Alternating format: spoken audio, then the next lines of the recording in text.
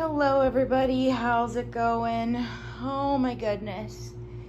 I'm in a hotel room. Just got done with my Jehovah's Witness grandmother's funeral. And I was staying with family, and after the whole funeral, I just had to get out of there. And so I went and got myself a hotel room. 'Cause I saw my Jehovah's Witness dad. He was at the funeral. And I walked in there and he was already there. And I didn't even recognize him. I literally didn't. It was like, and I've just seen him. Like, it's not like I haven't seen him, but you know, I haven't seen him. And I was there with my aunt. My aunt is disfellowshipped. So we were together as a team. And it was like, there were other non-Jehovah's Witness family there. And in fact, the witnesses were outnumbered by ex-Jehovah's Witness family members and ones that never were. So it was a witness funeral, but it was held at a funeral home. For one, I think because there were so many ex-witnesses that were going to show up, that they didn't want to have it at the hall. So the witnesses, this is the most crazy thing, guys, because there are so many apostates and ex-witnesses in our family. The witnesses that are in the congregation that my grandmother goes to, because there's only one congregation in the whole entire town, one hall, one congregation. Every one of the congregation members did the funeral through Zoom. Not because of COVID, but because they did not want to catch the apostasy disease. So they isolated themselves from us, and they were all on Zoom, and then they were talking. So the Zoom thing was open to the funeral, like so that they could see us and we could see them. But we could go up to the front to the laptop that was doing it, and we could stand in front of the laptop and get into the Zoom room together. And so my dad and my dad's oldest brother, they're both Jehovah's Witnesses, so they go up there and they're Zooming with the other witnesses. It's like, oh hey, da-da-da-da-da, you know, doing their thing. Well, then I said to my aunt, I was like, hey, she's disfellowshipped. I'm not, but I'm a full-blown apostate. Like, I skipped the whole disfellowshipping thing. Like, I went straight from, you know, active Jehovah's Witness to apostate, where they couldn't even disfellowship me. Like, they didn't have enough time, and it was already too late. So that's how I kind of got past that. I was already, I don't even know. So I say to her, come on. Like, let's go up and say hi to everybody on Zoom too. And at first I didn't even think about it. I was like, I didn't see that, hey, wait, all the witnesses are on Zoom. And then there were a few, but it was the out-of-town witnesses. My dad and my uncle. And then I have another uncle who's a witness. And his wife and my other uncle's wife. They're all witnesses. And they were the only ones in the room that were witnesses. All the other witnesses were Zooming. And then everybody else was either not a witness ever, or they were no longer witnesses. And that was about half and half. So that situation is going on. So at first I asked my aunt, let's go say hi to the people on the Zoom. She's like, no, she didn't want to. And I'm like, well, why wouldn't you want to? Like, come on, let's go. So then she didn't want to do it, but then finally I asked her again, and she's like, oh, okay. So we both go up there, and I'm standing there. Of course, I took off my mask. I'm like, hey, do you remember me? You know, because I hadn't seen them in a really long time. And at first they're like, oh, hi, okay, you know, oh no, who are you? Like, they're all smiling, like, who are you? And I'm like, I said who I was. And the looks on their faces went from big beaming grins to uncomfortable non-grin. Oh, like literally, as soon as I said who I was, oh, hi. Yeah, how's it going? Thanks for coming, thanks for zooming. And what was even worse, though, is that I then go up, I'm like, I used my aunt's name. I'm like, hi, it's me and my aunt. Here we are. I'm like, here she is.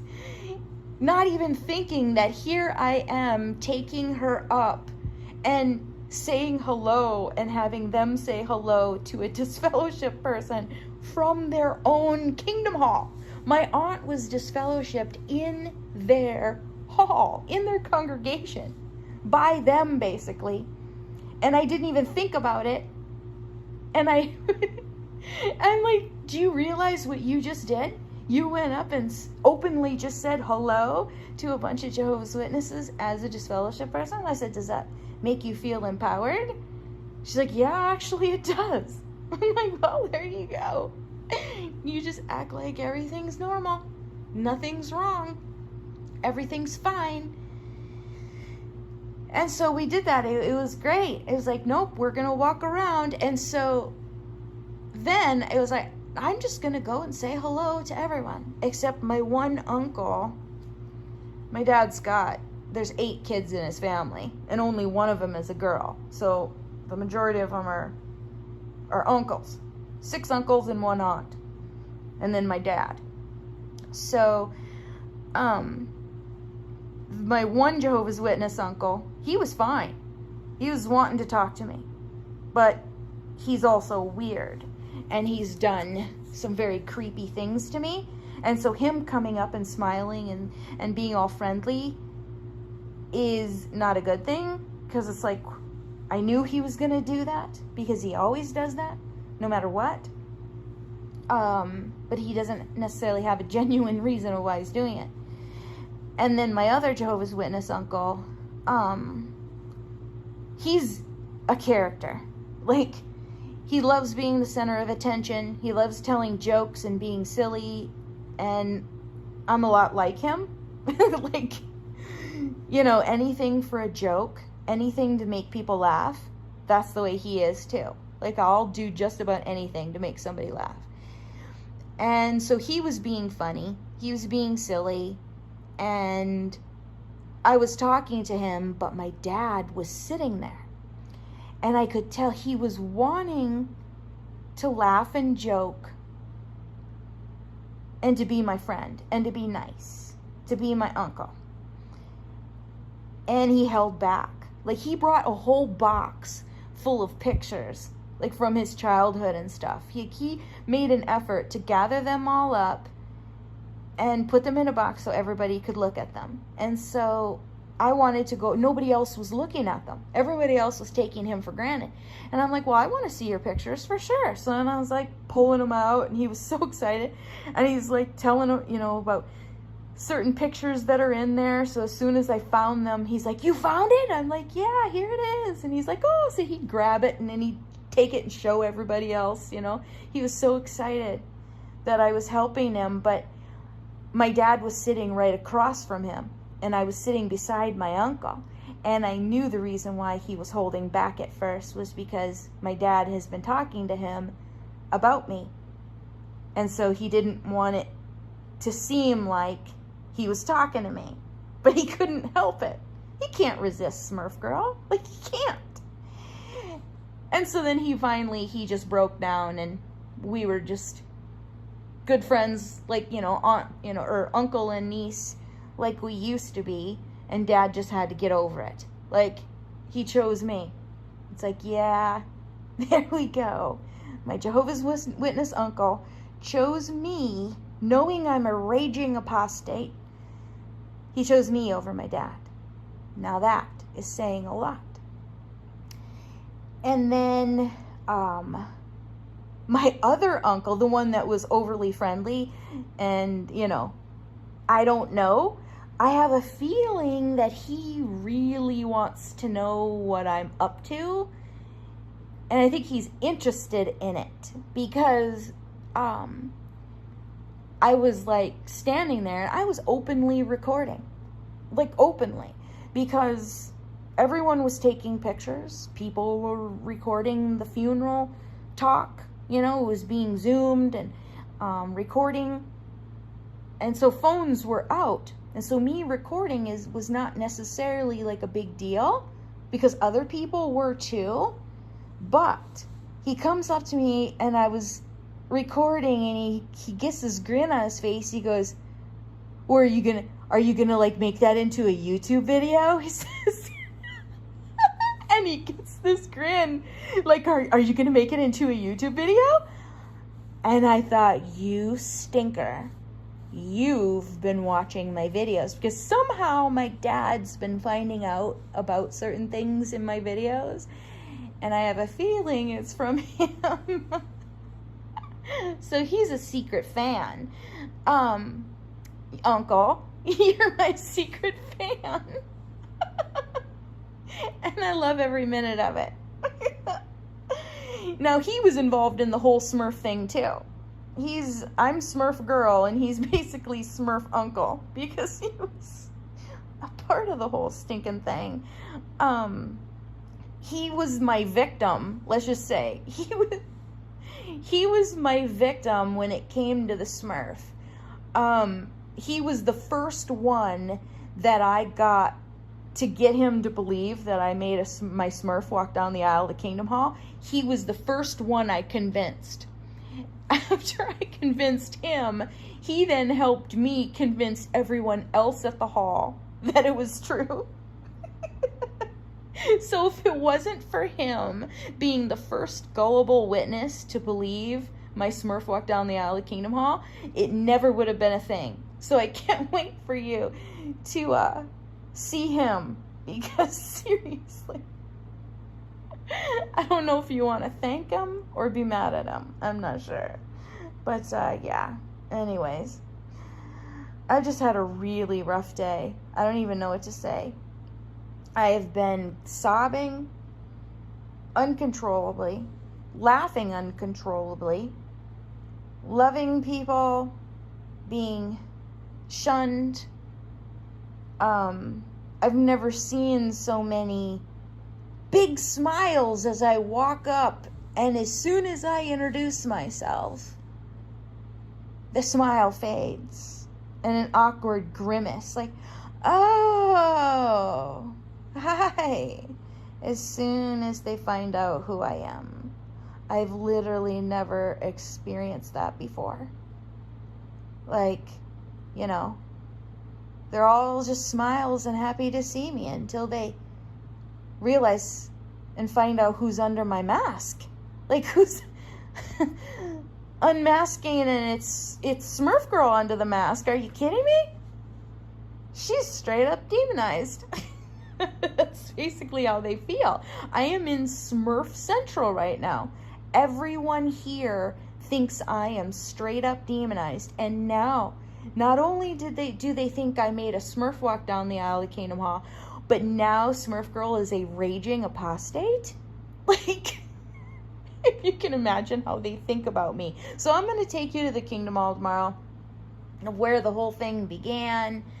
Lots of pictures. I tried to get everything. Oh my goodness. There's so much to show you. There's so much to tell you. This is what I've been waiting for. Like, the reason why I have not really gotten too in depth with my story, like, I tried to like get into my story and tell it early on in my channel. And when I did, it felt like when I was just telling the story, it felt empty, like it was missing something. Like it was missing the visual. It was missing the faces and missing the names and missing the place. And then I thought, I can't tell my story until I can show you all of these people and all of these places at the exact same time, you know? So that's what I'm going to do.